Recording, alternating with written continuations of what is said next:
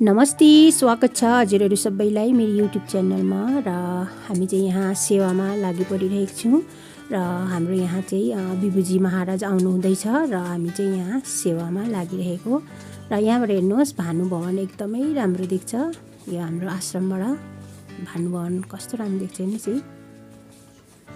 र हामी सबै प्रेमीहरू भक्तजनहरू एकदमै सेवामा मग्न भएर हामी सेवाहरू गरिरहेछ। यो फर्स्ट डेको दिन हो र यो चाहिँ सेकेन्ड डेको दिनमा चाहिँ हामीहरू यहाँ मालाहरू र मन्दिरहरू सजावटपट्टि लागिरहेको थियौँ र एकदमै सबै प्राय भइसक्यो। र अब चाहिँ हाम्रो महाराजजी चाहिँ आज चाहिँ आउनुहुनेछ र अबको केही क्षणमा चाहिँ महाराजजी आइ पनि पुग्नु आँट्नु भएको छ।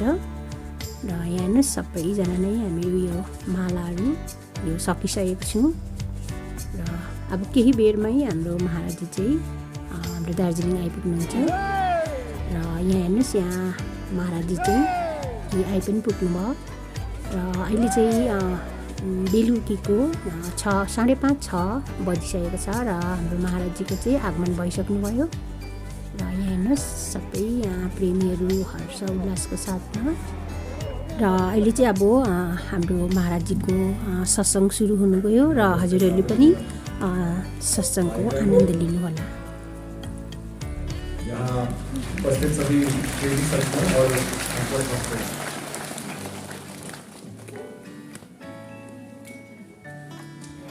देखिए, किसी दूरदार्शनिक ने जीवन को बड़े सरल तरीके से समझाया। जब से हम संसार में जन्म लेते हैं तब से हम सबके अंदर कभी ना कभी एक प्रश्न जरूर आता है कि हम यहाँ क्यों आए हैं और इस जीवन का महत्व क्या है। तो किसी दूरदार्शनिक ने बड़े सुंदर तरीके से कहा, the purpose of life is to live, कि जीवन का उद्देश्य है जीने में। अक्सर जब हम प्रभावों से गुजरते हैं, किसी परिस्थिति से गुजरते हैं, उस प्रभाव और उस परिस्थिति का एक बहुत बड़ा साया, एक परछाई हमारे ऊपर लगती है, जिसको हमारे मन ऋषियों ने, महर्षियों ने कहा संस्कार। हम लोग भी जब छोटे थे तो हम अपने बड़ों को हमेशा यही सुनते वे बड़े हुए कि वो हमेशा कहते थे कि वे जीवन में अच्छे संस्कार रखना, अच्छी संगत रखना। क्योंकि संगत क्या हुई, संगत जिसके साथ हम उठ रहे बैठ रहे हैं, उन व्यक्ति के जीवन का प्रभाव, उनसे हम सीख रहे हैं, उनसे हम कुछ जान रहे हैं। तो स्वाभाविक है कि उनके जीवन का कोई ना कोई प्रभाव, कोई ना कोई अंश हमारे ऊपर रोपित होगा। और अगर अच्छी संगत रहेगी, अच्छे लोग आपके पास रहेंगे, तो स्वाभाविक है आपके अंदर अच्छे संस्कार रोपित होंगे। और अगर संगत गलत रहेगी तो फिर संस्कार भी गलत पड़ेंगे। पर टू लिव लाइफ, इसका अर्थ क्या है? क्या हम वर्तमान में जी रहे हैं या हम अपने अतीत को भुला नहीं पा रहे हैं या अपने भविष्य को समझ नहीं पा रहे हैं? महान पुरुषों ने बड़ी बारीकी से आदमी की एक रूपरेखा हमारे आगे रखी।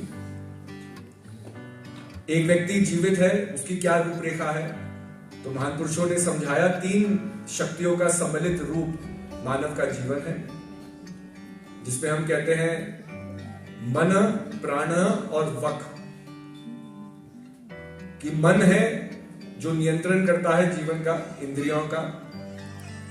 आत्मा है जो मन को ऊर्जा प्रदान करती है, शक्ति प्रदान करती है, जीवन को जीने की शक्ति प्रदान करती है।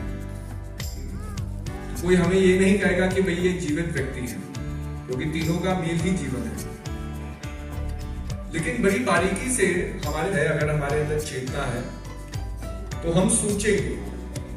डेकार्टेस एक बहुत बड़े ग्रीक फिलोसोफर हुए और उन्होंने इसी बात को बड़े सरल तरीके से समझाया। उन्होंने कहा, I think therefore I am, कि मैं सोच सकता हूं, मेरे अंदर चेतना की शक्ति है, मेरे अंदर कॉन्शियसनेस है, और यही प्रमाण है कि मैं हूं।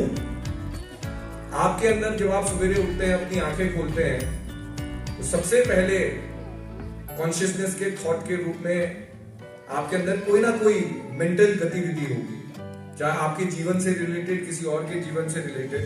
बट आप जब सोचेंगे तो इसका मतलब आप जीवित हैं, आप हैं। और आज यही थॉट क्या होता है, आप यहाँ बैठे हुए हैं, बड़ा अच्छा आपको प्रोग्राम लग रहा है। अगर आपके जीवन में और आपके सिलीगुड़ी का कार्यक्रम पूरे विश्व में आप प्रख्यात हो गया है,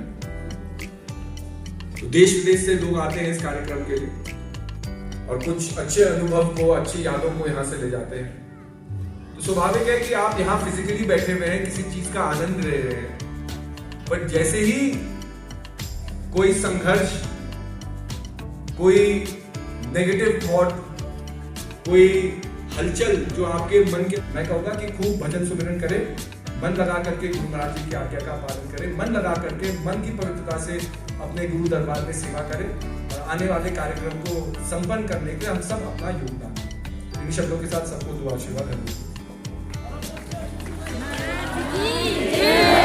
र हजुरहरूलाई आजको प्रोग्राम कस्तो लाग्यो, हजुरहरूलाई मन पर्यो भने लाइक, कमेन्ट, सेयर र सब्सक्राइब गरिदिनु होला। फेरि नेक्स्ट भिडियो लिएर हजुरहरूमा आज आउने नै छु। तबसम्मको लागि हेर्दै गर्नुहोस् मेरो युट्युब च्यानल। बाई बाई, धन्यवाद। जय श्री सच्चिदानन्द।